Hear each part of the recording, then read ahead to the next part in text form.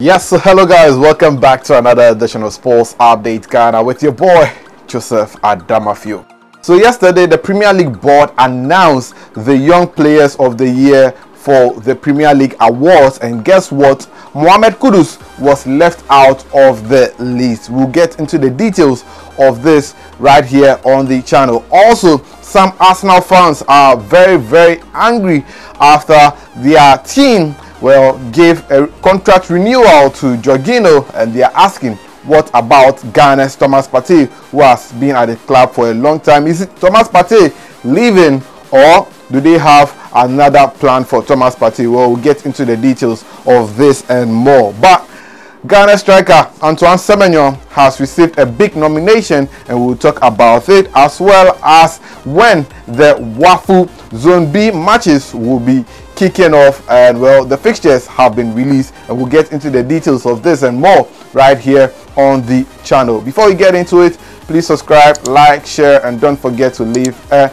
comment. So now let's get right into it. Let's start on a very sad note, because Kumasi has lost a very great pillar when it comes to football. Sani Mohammed Demdem, a popular coast football bankroller who served as a coach, passed on yesterday, the 9th of May 2024, and he died at the age of 75. Sani Demdem is popularly known in Kumasi for bringing up some of the best players that we have in the country. His team is known as Anochi Stars, and well, he had the likes of a number of Kotoko players, as well as players who played for the Blasters and House of Oak coming through his team. So some of the players who played for Sani Demdem included the likes of former Blasters player, that is Anthony Yeboah, Michael Ose, the former Kotoko player and coach, the former player of Asante Kotoko and Blasters, Stanley Abroa, also passed through the late Sani Demdem, and also Prince Opoku Poly passed through the late Sani Demdem. Former Hearts of Folk youngster, that is Tariq Jibrin, was also a player that was founded by the late Sani Demdem, and we say may his soul rest in peace. And one funny thing that Sadiq Adams wrote on Twitter about Sani Demdem was that when he was young, he said he wanted to become a footballer, so he went to Sani Demdem's team so that he could nurture his talent. He said when Sani Demdem saw him, he was like, nah Charlie, you know go fi be footballer, so bro, go and take education serious, and so far it's gone well. So there are people who can identify people who cannot play football, but maybe if they take the education serious, they'll be able to do very well, and that is what Sani Demdem told Sadiq Adams, and so far Sadiq Adams is doing tremendously well. So we say may his soul rest in peace, and we hope that the GFA will go to Kumasi and ensure that Anochi Stars doesn't go through the drain, but rather, well, the legacy that the late Sani Mohammed Demdem left continues, so that we can nurture more players for the national team. Now let's go on and do some more. So ahead of the 2023 WAFU Zone B tournament, the Confederation of African Football has released the fixtures for the games that will be played in the WAFU Zone B competition. All the matches will be played at the University of Ghana Stadium. Now, Ghana's first game, who are we playing and what time are we playing? So this is the schedule for the matches in the WAFU Zone B competition. Ghana will take on Cote d'Ivoire in their first match on Wednesday, the 15th of May, and the match will be played at 4 p.m. and take note, this is Ghana's first match. Ghana will be playing two matches in the group stages, and our second game will be on Tuesday, the 21st of May, and it will be against Benin, and it will be played at 4 p.m.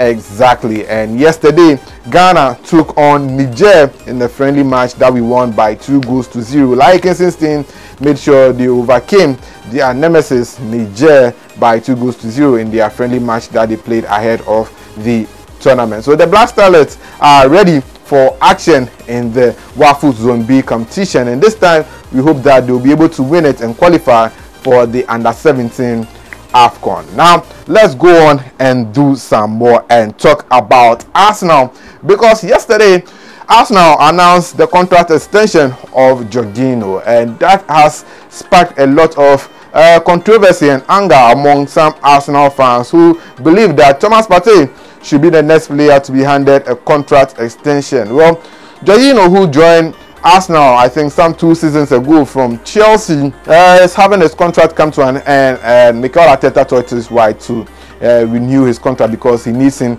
in his team. And this has sparked a number of controversies, with Arsenal fans asking, what about Thomas Partey, who has been at the club for a long time and is nearing his contract expiration in 2025? Well, it seems that some Arsenal fans are not really excited about it, and beside me is some of the comments that Arsenal fans have been sharing on social media. Well, Thomas Partey has been linked with a move to hopefully Juventus in the Serie A, or probably join Barcelona, as I brought to you in my previous update. So maybe Thomas Partey's contract will be renewed in the coming days, but well, Jorginho's own, that is what is available now, and maybe the next few days we'll see. Maybe they are in the negotiation room and they are negotiating. We don't know, but all we have to do is keep our taps locked and wait and see what the Gunners will offer Thomas Partey. Now let's go on and do some more. So yesterday the Premier League announced the players who have been nominated for the Premier League awards, and well, Ghana's Mohamed Kudus was not nominated, and that has sparked a number of controversy as well, with Ghanaians asking that what about Mohamed Kudus? Well, in the young players that was named, the Premier League did not name Mohamed Kudus as part of the Young Players of the Season award in the Premier League. Mohamed Kudus also missed out on the Premier League Player of the Season, and Ghanaians are really asking, what at all did some players do that they earned this nomination, but Mohamed Kudus didn't earn it? So when you look at the young players who have been nominated, these are the players who fall under the under 23 category. So we have Foden of Manchester City, as well as his teammates Haaland and Isak of Newcastle, and Kobe Mainoo, the English player of Ghanaian descent, has also been nominated for the Young Player of the Year. Cole Palmer of Chelsea has been nominated, as well as Bukayo Saka, as well as Saliba of Arsenal, and also the Spurs player. And people are asking, all these players, and Kudus couldn't make the Young Player of the Year. This is quite baffling, because this is the player who has had the most take-ons in the Premier League. He has been an exciting player to watch, but yet still, when it was time to nominate players, Mohamed Kudus was not part. So people are asking, what are the metrics that the Premier League used in nominating these players? Now let's check out on the players of the season. Some players who made it to the Young Player of the Season for the Premier League also made it to the Player of the Season nomination. So for the Player of the Season nomination, we have Phil Foden again, and his teammates Haaland, as well as Isak again.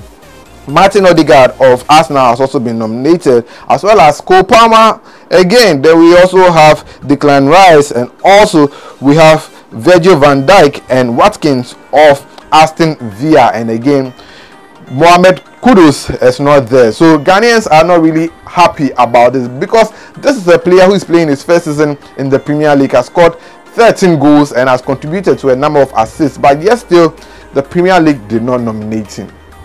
What do they want Mohamed Kudus to do for them to nominate Mohamed Kudus? And this has sparked a number of arguments on social media, asking for what the Premier League board uses to determine which player gets nominated and which player doesn't get nominated. For Kobe Mainoo, for instance, Mohamed Kudus didn't start the season with West Ham. He joined them, I think, after 5 games, but yes, he has played more games than Kobe Mainoo. He has scored more goals than Kobe Mainoo. So why is Mohamed Kudus not there? And now, before we go, although the likes of, well, Thomas Partey have not received their contract renewal, and Mohamed Kudus has also not been named in the Premier League awards, well, Ghana's Antoine Semenyo has been named in Bournemouth Player of the Season awards, and that is some good news for the youngster who is currently in the second spell at Bournemouth. Well, currently The Ghanaian striker has 8 goals and 2 assists, giving him 10 goal contributions for Bournemouth this season. And Antoine Semenyo has earned the nomination for the Bournemouth Player of the Season. I think he really deserves it, and we should go on to the AFC Bournemouth Twitter account, look for the nomination list and vote for Antoine Semenyo. I think I'll leave the link in the description. So let's all go and vote for Antoine Semenyo to win the Player of the Season for AFC Bournemouth, because he has done tremendously well. Well, this is where we wrap up on Sports Update Ghana. Thanks for doing the watching. Please subscribe, like, share, and don't forget to leave a comment. I'll see you in the next one. I'm out.